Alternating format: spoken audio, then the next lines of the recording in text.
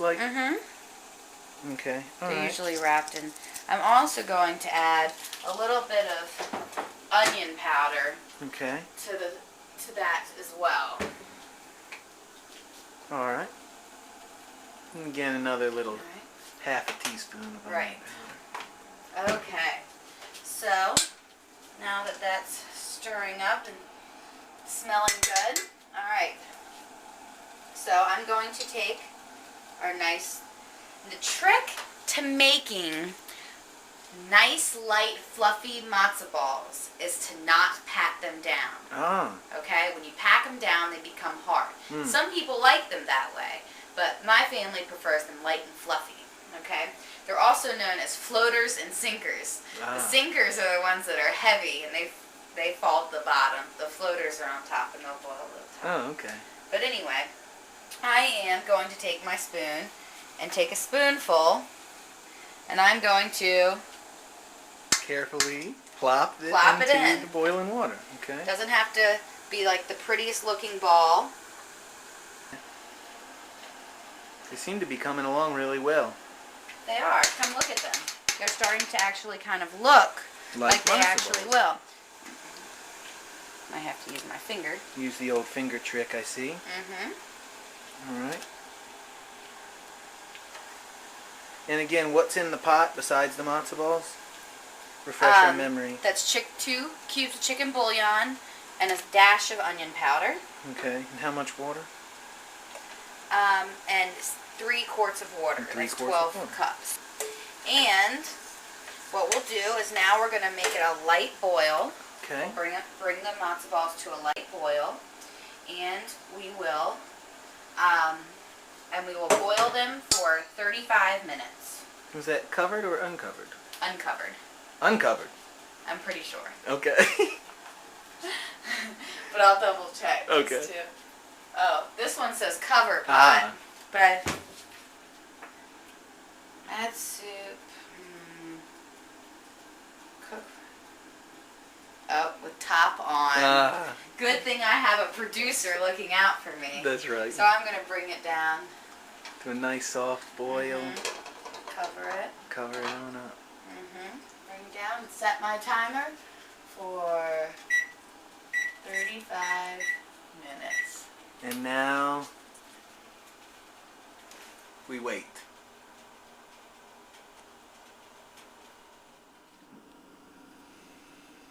Hello, we're back. Our matzo balls have been boiling for 35 minutes. I'm going to now take them off of the heat. We are going to strain them. So this juice we will not be using as part of the matzo ball mixture. Something I've noticed as I've been making them is that my matzo balls are quite large. And really, that's no problem because simply all you have to do is take your spoon and cut them in half, and then you have 2 smaller matzo balls. Or when you make them, you can make them a little bit smaller. There they go.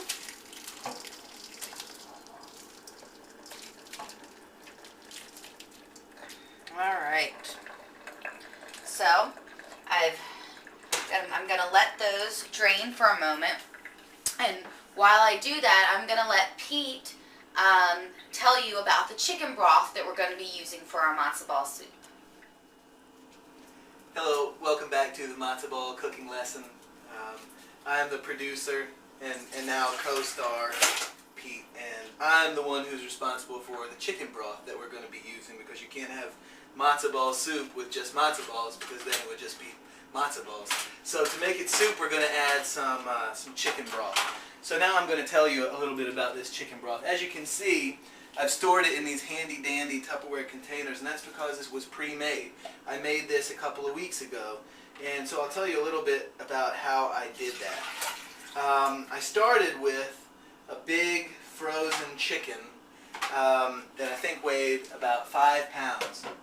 And I took that chicken and put it into a giant pot, and then I filled that giant pot up with water until it was covering up the chicken. Then I took a whole bunch of vegetables, including carrots, celery, and onions, and I chopped those vegetables up coarsely, and then I threw them in on top of the chicken. So then I took some chicken bouillon, those little cubes that you saw Jamie working with before, and I put a couple of chicken bouillon cubes in there with the boiling chicken vegetables.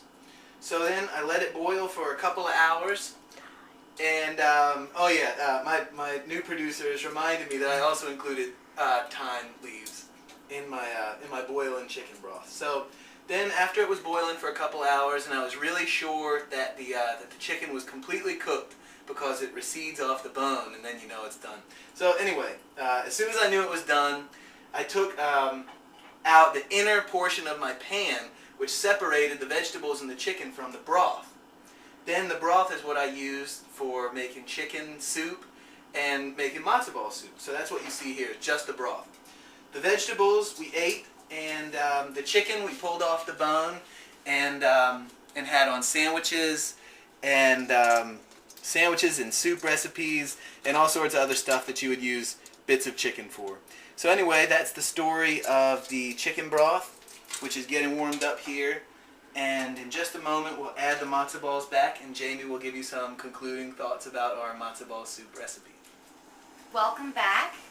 We have our chicken soup is heated up now, and it's a really good, I think it's really great that I made my matzo balls too big for you. So I can show you what a non-cooked, not fully cooked matzo ball would look like. And greatly, if you see here, it's a little lighter on the edges and it looks a little doughy in the middle. Mm-hmm. That means it's not fully cooked. So you'll want to put it in the broth for a little while and just let the broth heat it up, and it will finish cooking it. The great thing, as I told you before, if you make your matzo balls a little too big, you can always just cut them in half with your cooking ladle or your spoon, and add them in. So I'm just going to use this so it doesn't splash all over me when I'm dumping them back in.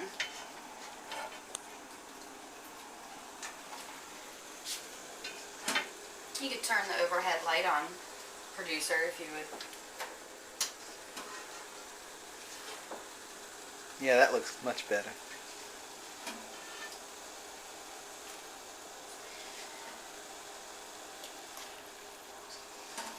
So as Jamie told you, we heated up that chicken broth and brought it to a nice slow rolling boil so that it could continue to cook these matzo balls.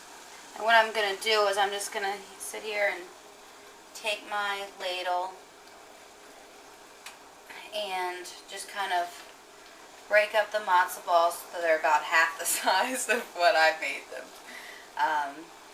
Fortunately, I have wonderful women in my family, wonderful Jewish women who know how to make excellent matzo ball soup. So since I don't have children of my own yet, I don't have to make matzo ball soup as often. I still get it made for me by my lovely, loving family. All right. And we'll let those cook for a little bit longer in the chicken broth.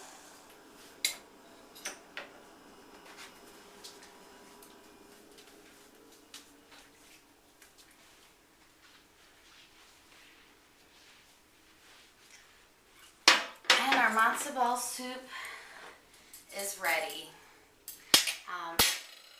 I'm Jewish, and so making matzo ball soup and having matzo ball soup is a family tradition of mine. But our producer, Pete, is not Jewish, and he enjoys it just as much. So something special about matzo ball soup. It's enjoyed by everyone and many religions all around the world. Have a great night.